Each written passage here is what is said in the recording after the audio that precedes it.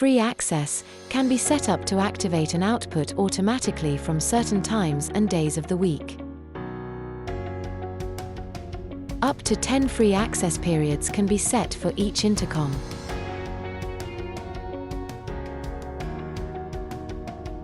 Each free access period can be assigned to a different output.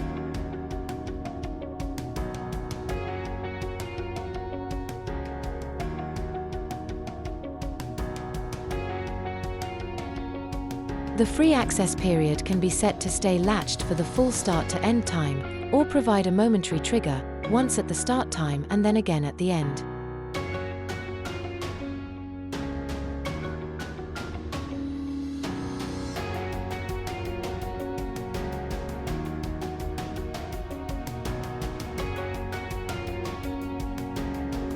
A free access period can also be linked to a button.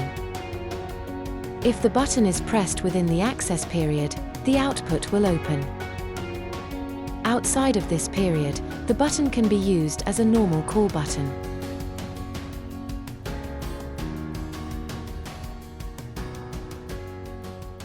Thanks for watching.